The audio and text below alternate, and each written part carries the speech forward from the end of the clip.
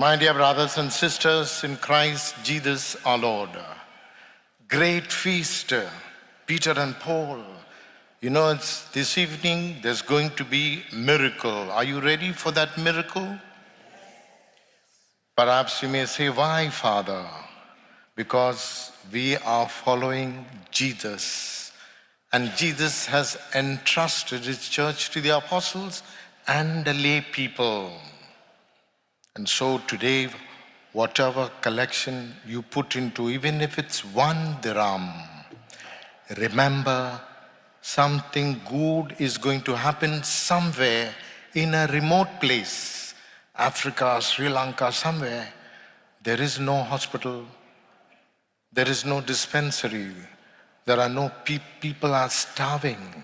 Missionaries will go there, and your contribution, something is going to happen which you don't see. That is the miracle of the Catholic Church. All the Catholic Church today are praying. It's not because of money. The people going to give with generosity. You know how many Gospels are there today? Matthew, Mark, Luke, and John, 4 Gospels. But do you know there is the 5th Gospel? And the 5th Gospel, you and me. The kind of life we witness, the kind of clothes we wear, the kind of behavior and everything that happens, that is the 5th Gospel. You know, my so many years, when I began my journey in the kingdom of Saudi Arabia, there was very difficult. You are a blessed people. At times you are pampered. You know what is pampered, no? Lovely AC. Of course, outside people don't have. And so the gathering of the people makes the church. And so when I was going to the refinery, I used to write some scriptures and put it in my boiler suit with a helmet and go to the refinery. And every time I feel low and feel lost, no communion, no mass, I removed a scripture and I read favorite verses of the Holy Bible. What is the favorite verses of mine? Galatians 2:20. I have been crucified with Christ. No longer I live, but Christ lives in me. And I have to ask Jesus, help me to live. There is no mass, there is no communion. And the Word of God played a very important role in my life. Second important verse, rejoice in the Lord always. No matter what happens, I'm depressed, I'm lonely, I've lost my job. Rejoice. Don't let depression, don't let the problem control you. You control the problem. And it is the Word of God. Your Word is a lamp to my feet and a light to my path. If Paul was here this evening, you know how he would address you? My dear people of Dubai, I admire your faith. In spite of the heat, the metro, the problem of parking, you have come to the church. That is your faith. Grow in love for one another. Our relation of Jesus should not be limited. You know, limited? When the Mass begins, hi Jesus, Mass is over, bye, see you next week. It's not enough. It's not one-way traffic. My relation with God, not enough. It's horizontal. The cross is complete when it is fellowship. That's what is lacking in the Catholic Church. What is the fellowship? Look at each other. You're not going to meet next Sunday. So when the time comes for peace, greet. We are brothers and sisters, no matter what nationality, language, culture, we are baptized. We are purchased with a heavy price, the blood of Jesus. And he has given us, something that no one can give. It's no longer I who lives. The cross before me, the world behind me. That's the hymn you're going to sing towards the end. And so, you see, Peter was an impulsive man, very hot-tempered.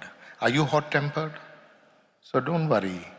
Sometimes you get angry, road rage, or perhaps your wife or husband makes you crazy, you get worked up, you get angry. It's true, we are human beings, but not let that anger be inside, bottled up. And when you meet the person and a sign of peace, you'd see that person, peace be with you, keep it for you.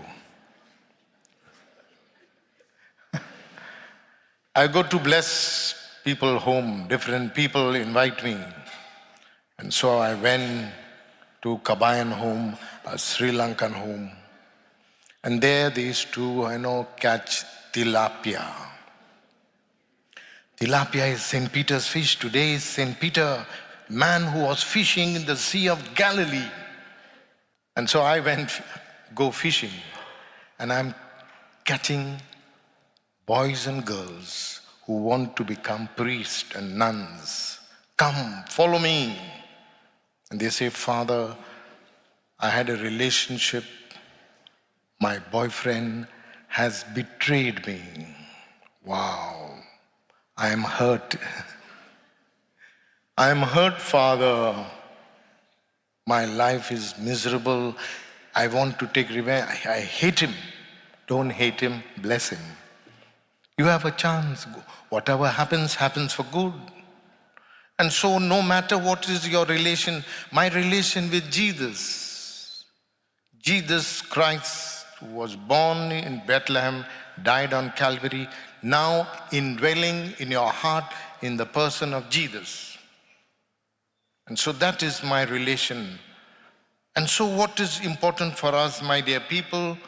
You see, Peter denied Jesus 3 times. He denied a Kalakanto. Do you know this Jesus? I don't know. You don't know? Because he was frightened. And when Jesus meets him, he says, Peter, I prayed for you. Jesus never reminds our sin. Threefold denial, it's threefold affirmation. He loves us. The merciful face, this year is the Jubilee year of hope, beyond hope. 25 years. You see the holy door in St. Peter's Basilica. There, underneath the altar, there is the remains, the skull and the bones of Peter. And on the top, there are 4 columns. You see the 4 evangelists. And only the Pope says the Mass, and all the popes are buried underground. And then you go to Basilica San Paolo, where the remains of Paul was there, and there he was beheaded. Why? Paul was beheaded and Peter was crucified, because Paul was Greco-Roman. He had double citizenship too. And so, according to the law of Rome, cannot be crucified. So Peter gave glory to God upside down. I don't want to be crucified like Jesus, upside down. And he went running away. And Jesus says, we are up here. Peter, why are you running away? Come. And he glorifies. So in your suffering, in your pain, glorify Jesus. Look at the cross and you will get the source of blessing.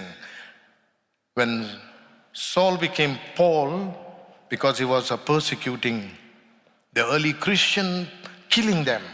He was the first one to approve the murder of Stephen, stone him to death. Wow. And on the way to Damascus, lightning struck and became blind, and then Ananias laid his hand, he could see. He changed his name from Saul to Paul. Paul became born again. Are you born again? Very few say yes. Are you born again? When at the time of baptism, we have taken a new spiritual birth and accepted Jesus as my Lord and Savior. Paul summarizes the entire New Testament, 3 words. Jesus is Lord. What is the meaning? Jesus, you are my Savior, you are my Redeemer, you are my life. And that is the salvation verse, the last panel of the Holy Door in Rome 3:20, Revelation. Behold, I stand at the door and knock. Whoever opens the door, I will come and have supper with him. Jesus desire, he's knocking at the door, but our heart is closed. The heart must be open. Yes, Jesus, I have sinned. I have wandered away. I feel guilty. You are going to receive him this evening. Speak to him. He is going to change your life. A miracle is going to happen. Surrender your life to Jesus and he will bless you. I'm going to give you a homework. Are you listening? I don't want to be long. I wish to give more, but time is up. Psalm 91 is my favorite psalm. Perhaps you may ask me, why, Father? Because Psalm 91 is the psalm of protection, healing, deliverance, protection to protect you. The 3 archangels, Michael, Raphael, and Gabriel, healing your heart which is wounded with emotion, betrayal, healing on 4 different levels: emotional, psychological, physical, and deliverance. What is deliverance? From negative thoughts, all kinds of bad thoughts and bad movies, and all this coming in my brain. Cleanse me with your precious blood. And that is what the psalm does. And so we end by saying, looking at the face of Jesus, Jesus, I trust in you. Say, Amen.